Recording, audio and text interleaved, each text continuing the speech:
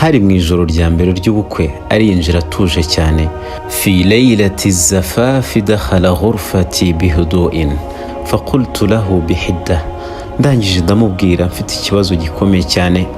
la uriduka an talmisani aw taqtariba minni, ntabwo nshaka yuko unkoraho cyangwa ngo unyegere. nazara ilayya bidahsha, yahise andeba asa nk'uwikanze. thumma sa'alani bihudu'in, arangije arambaza atuje ati limadha, kubera iki?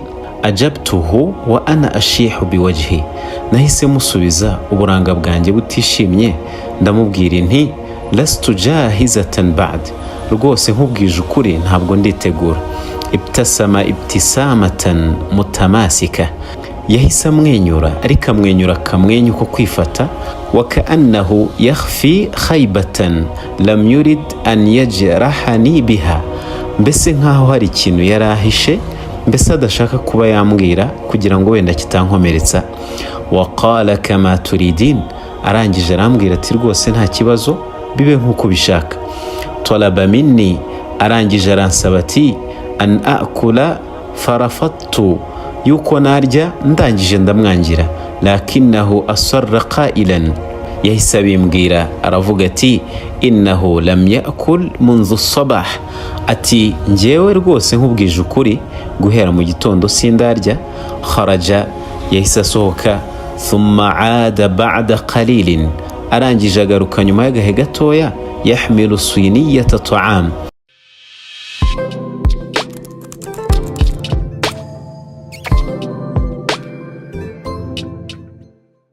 afite ibiryo by'abashinwa.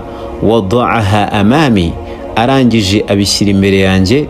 thumma akhadha wasadatahu wa ghita'ahu, arangije afata bimwe mu byo yakwifashisha n'uburingiti mbese n'umusego kugira ngo ajye kwiryamira ahandi. waqala wa huwa yattajihu nahwa albab, arangije arambwira yerekera ku muryango ati hadha miftahu alghurfa tanawali ta'amaki, warya ibyo biryo byawe. wa in aradti alistihmam falhammamu huna, nuramuka ushatse koga dushe ngiriya iri hano. aghliqi albaba litatma'inni, uze kurara ufunze n'umuryango kugira ngo rwose uze kumva utuje. sa'anamu fi ghurfati al-atfal, njyewe ndi burare mu cyumba cy'abana. fi tilka al-lahdha sha'artu birahatin ghariba wa amanin lam akun atawaqqa'uhu, muri ako kanya nahise niyumvamo ituze ridasanzwe ndetse n'umutekano ntiyumvishaga yuko nagira. akaltu binahamin, nariye rwose ntuje ndimo kumva uburyohe bw'ibyo biryo. faqad kuntu ja'i'atan haqqan, kubera yuko koko nanjye mukuri nari nshonje ariko nashaka kubigaragaza. marrati laylatul ula, ijoro rya mbere ryaciyeho. thumma tawalat al-ayyamu ala al-watira nafsiha, hakomeza gucaho amajoro yose bigenda nk'uko nguko byagenze. kana yahdiru at-ta'ama jahizatan min al-kharij, yajyaga ajya kuzana ibiryo mu masupermarket bitunganyije. yad'u hissati, yarangiza akampa ibyanjye byo kurya. thumma yakulu wahdahu ba'idatan anni, yarangiza akanarya ari wenyine kure yanjye. hatta jaa yawmun jalasa fihi amami, hageze umunsi noneho yicara imbere yanjye. wajhuhu jadun, uburanga bwe andeba ijisho kurindi. waqala, arangije arambwira ati uridu an atahaddatha ma'aki fi amrin muhimmun, ndashaka kuganira nawe ku kintu cy'ingenzi cyane. irtajafa qalbi, umutima wanjye warikanze, wameze nkaho wikanze urakomera. wazanantu annahu sayaftahu mawdu'a laylati ad-dukhla, nkeka yuko rwose agiye kugarura ya kesi yo kuba ntarabonana nawe, yo kuba ntararyamana nawe, nkakeka yuko ari byo rwose agiye kumbwira kugira ngo dukore. kanat aynahu talma'an, amaso ye rwose nabonaga ameze nk'aho arimo agahinda, wakaannahu ala washki albuka, yari ameze nk'aho yenda no kurira, lakinahu tamasaka waqal, ariko yarifashe arangije arambwira ati in lam takuni murtahatan fi hadha albayt, niba rwose utisanzuye muri ino nzu, wa in kanu qad ajbaruka ala hadha alziwaj, niba rwose niwanyu baraguhatiye gushyingiranwa nanjye, falhallu mawjudun, rwose umuti urahari. Samata qalilan, yacecetseho gakeya, thumma taba'a, arangije akurikizaho, lan yusaddiqa ahluki wala ahli annani lam aqtariba minki, abi wanje nabi wawe, umuryango wawe no wanje ntago bashobora kwemera ngo bemeze neza ko ntegeze nkwegera ngo ngire icyo nkorana nawe, walan yatrukuni in talaqtuki, kandi nta nubwo banyihanganira rwose ndamutse nkuhaye divorce, illa iza qultu lahum innani la anjibu, uretse mbabwiye yuko wenda ntabyara, nibwo wenda iyo mpamvu bashobora kuba bayumva. Sudimtu min kalami, amagambo ye yarantangaje cyane arantungura. Wadahiktu bisukhriya, ndangije ndaseka ariko mbese meze nk'umuntu utangaye. La anjib, ntago mbyara, ntago byara. Dahika huwa al-akharu bimirara, nawe bwe rwose nawe biramusetsa. Waqala na'am, arangije aravuga ati yego, hadha ma sayusaddiquhu al-jami', ibyo rwose nibyo nshobora kuba navuga, bose bakaba babyemera. Amma al-haqiqa fa ana lam aqtaribu minki aslan, naho ukuri nuko rwose ntarakwegera n'umunsi n'umwe ngo mbe nanagukoraho. Ana lastu ajizan, njyewe rwose ubwo ndebaha ntago ndi umuntu unaniwe cyane. Lakinni la uridu an adghata alayki aw udhiyaki, ariko rwose njyewe ntabwo mba nshaka kuba nakubangamira cyangwa ngo mbe nakora ikintu gishobora kugutera ikibazo. Thumma qala bisamtin khafitin, arangije ambwira mu ijwi rituje, in aratil infisal al'an, ni ushaka yuko twatandukana none ahangaha, falmahru wadhahabu hadiyatun laki ta'widan amma jara, rwose inkwano naguhaye n'amazahabu yose naguhaye ndabiguhaye nk'impano, bikubera impano. Ibi ngibi byabaye tunabirenzeho binarangiye. Kalimatuhu arbakatni, amagambo ye yarantunguye cyane. Wasidquhu ja'alani artajif, ndetse n'ukuri kwe gutangira gutuma nshaka kongera kwitekerezaho. Ay rajulin hadha, nkibaza ni uyu mugabo ni bwoko ki? Yushawihu suratahu amama an-nas, yakwemera kuba yakwangiza ishusho ye imbere y'abantu. Wa yakhtariqu aiban kahadha faqat, akaba yanakora ikintu kimeze nk'icyo cyo kwisebya kugira ngo gusa liyunqiza imra'a, kugira ngo arokore umugore. Lam astati'i radda, ntababeshye ntabwo nigeze mbasha kuba namusubiza muri ako kanya. Qala bihudu'in, yahise ambwira tuje, la uridu jawaban al'an, ntabwo nkeneye igisubizo rwose none ahangaha. Khudhi waqtaki wafakiri, fata igihe cyawe bitekerezeho. At-ta'amu sayahsuru ba'da qalil, ibiryo biraza no kukugeraho vuba, kuli uze kurya. Wa in ihtajti ay shay'in, nugira nicyo ukenera, fa bitaqati al-masrafiyyatu ala at-tawila, ikarita yanjye ya banke iri hariya ku meza, uze kuyifata ugende ufate rwose ibyo ukeneye byose. Fiha ma yakfiki, hariho amafaranga, hariho rwose ibyo ushobora kuba wakenera byose. Thumma kharaja wa tarakani fi hayratin amiqa, arangije arisohokera aragenda ansiga mu gihirahiro gikomeye cyane. Ba'da yawmayn ja'at ummi lituqima ma'ana, mama wanje nyuma y'iminsi ibiri yaraje kugira ngo abane natwe. Ba'da khilafin nashaba bainaha wa baina zawji ukhti, nyuma yo kutumvikana kwaje kubaho, yaje kugirana n'umugabo wa murumuna wanje. Ittasaltu bi zawji wa akhbartuhu, nahamagaye umugabo wanje ndabimubwira. Fadhahaba bi nafsihi liyuhdiraha, aragenda ubwe ajya kumwizanira. Istaqbalaha bihafawatin kaannaha ummuhu, yamwakiranye urugwiro rudasanzwe nkaho ari mama we. wahiya bidawriha a'jibat bi akhlaqihi kathiran, ndetse na mama ubwe nawe ubwe yatangajwe n'imico ye idasanzwe. Baqiyat mushkilatu nawm, cyasigaye ari ikibazo noneho cyo kuryama. Kuntu anamu ala sarir, naryamaga ku gitanda, wa huwa ala al-ardi bijanibi, nawe akaryama hasi. Hatta la taktashifa ummi annana naishu fi ghurfatayn munfasilatayn, kugira ngo mama ataba yamenya yuko turyama mu byumba bibiri bitandukanye. Kana yastayqizu lilfajr, yajyaga byuka agiye gusari salatul fajr, yanzilu lis-sala, akamanuka akajya gusari. Thumma yaudu hamilan alfutur, yarangiza akagaruka afite ibyo kurya bya mu gitondo. Yuqaddimuhu li ummi binafsi, yarangiza akabyihera mama wanjye ubwe. Wayajlisu liyuftira ma'aha, barangiza bakanicarana bagasangira. Bainama adhallu ana naima, ubwo nabaga njyewe nkiryamiye. Hirsuhu alayha ja'alaha tad'u lahu fi kulli salatin, uburyo yamwitagaho cyane byaje gutuma mama azajya musabira amaduwa menshi cyane nyuma ya buri swala. Lakinna shay'an ghariban lafata nazara ummi, hari ikintu kidasanzwe mama wanjye yaje kumubonaho.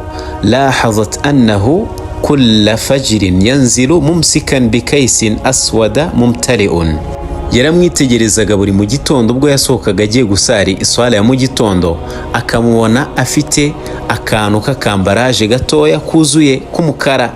Thumma yaudu ba'da salatin bilkisi nafsihi farighan, ariko ka kantu kagapfunyika yitwaje agiye gusari akakagarura noneho kari mu busa.